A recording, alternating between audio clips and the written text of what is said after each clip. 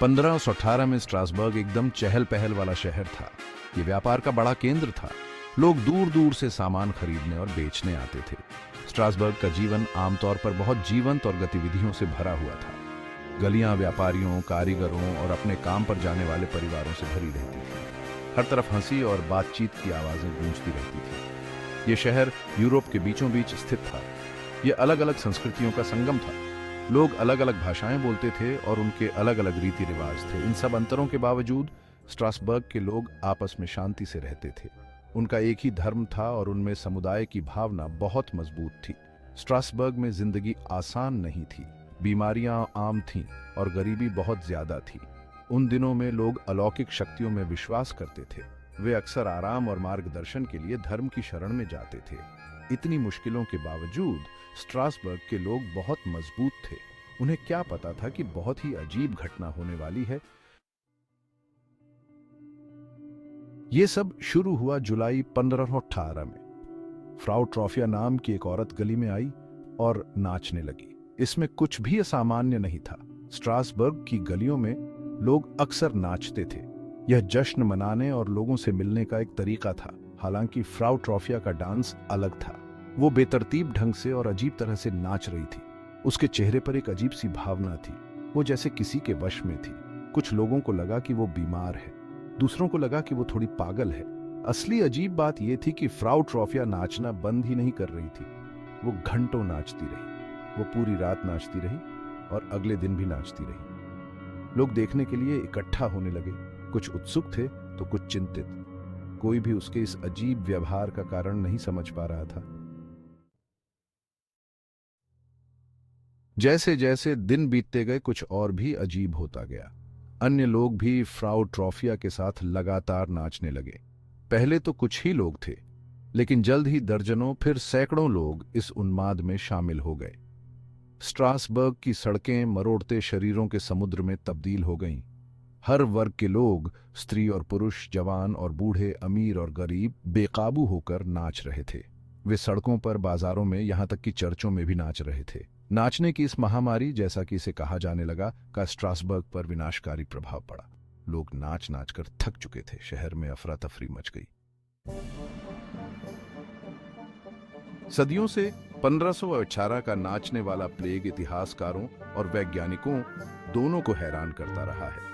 कई सिद्धांत हैं, लेकिन कोई निश्चित जवाब नहीं है। कुछ का मानना है कि यह सामूहिक उन्माद का मामला था। ऐसा तब होता है जब लोगों का एक समूह अक्सर तनाव में होने पर एक जैसे असामान्य व्यवहार दिखाना शुरू कर देता है। दूसरों का सुझाव है कि इसका कारण एर्गट विषाक्तता हो सकता है। एर्गट एक कवक है जो राई पर उग सकता है, जो स्ट्रासबर्ग के भोजन का एक मुख्य अनाज था। एर्गट विषाक्तता से मतिभ्रम और आक्षेप हो सकते हैं, जो अनियंत्रित नृत्य की व्याख्या कर सकते हैं। धार्मिक उत्साह और सांस्कृतिक संदर्भ एक और दृष्टिकोण प्रदान करते हैं। हो सकता है कि नृत्य सामाजिक रिहाई का एक रूप था, लोगों के लिए अपनी चिंताओं और अनिश्चितताओं का सामना करने का एक तरीका। नतीजा और आधुनिक व्याख्याएं। नाचने वाला प्लेग अंततः कम हो गया। यह अनुत्तरित प्रश्नों का एक सिलसिला छोड़ गया। इसका स्ट्रासबर्ग पर गहरा प्रभाव पड़ा। यह शहर इस विचित्र घटना से बहुत प्रभावित हुआ था। प्लेग ने दुनिया के बारे में लोगों की समझ को चुनौती दी। आधुनिक समय में नाचने वाला प्लेग लोगों को मोहित और उत्सुक करता रहता है। ये किताबों, फिल्मों और वैज्ञानिक लेखों का विषय रहा है। शोधकर्ता इस घटना का अध्ययन करना जारी रखते हैं। वे मानव मन और व्यवहार की जटिलताओं पर प्रकाश डालने की उम्मीद करते हैं। नाचने वाला प्लेग एक अनुस्मारक के रूप में कार्य करता है कि हमारे आधुनिक युग में भी अभी भी ऐसे रहस्य हैं जिन्हें हम पूरी तरह से समझा नहीं सकते हैं।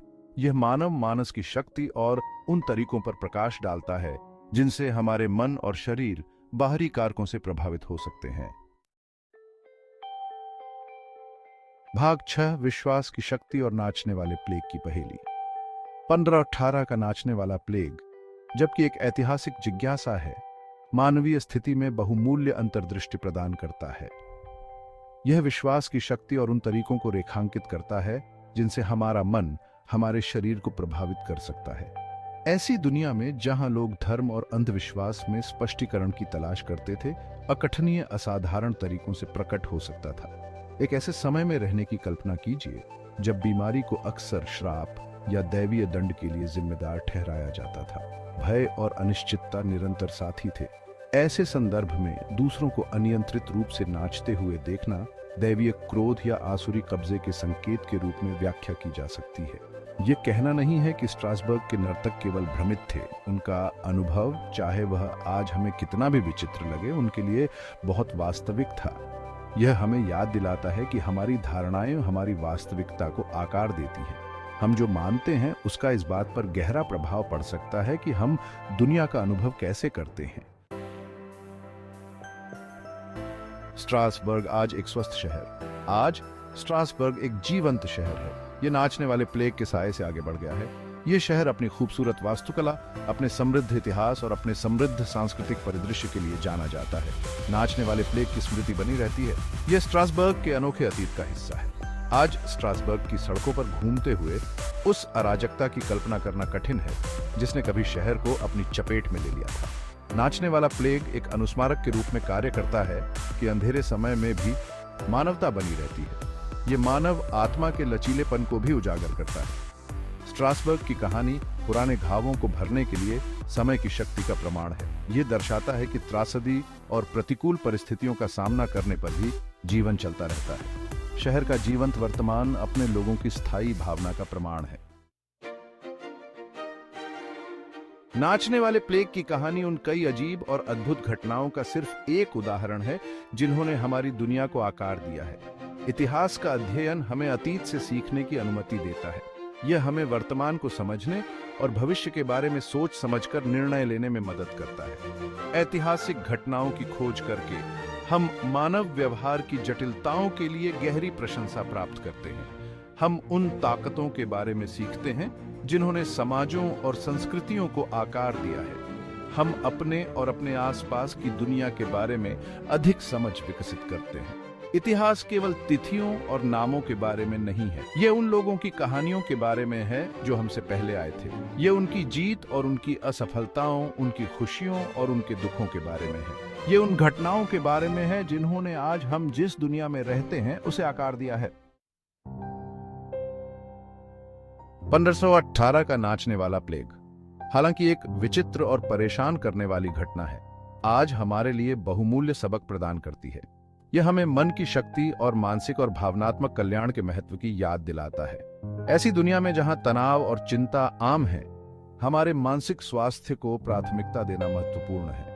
प्लेग दुष्प्रचार के खतरों और आलोचनात्मक सोच के महत्व पर भी प्रकाश डालता है। 16वीं शताब्दी में अफवाहों और अंधविश्वासों ने अक्सर वैज्ञानिक समझ द्वारा छोड़े गए शून्य को भर दिया। आज हमारे पास जानकारी का खजाना है, लेकिन उस जानकारी के समझदार उपभोक्ता बनना पहले से कहीं अधिक महत्वपूर्ण है। अंत में नाचने वाला प्लेग हमें हमारी दुनिया के अंतर संबंध की याद दिलाता है।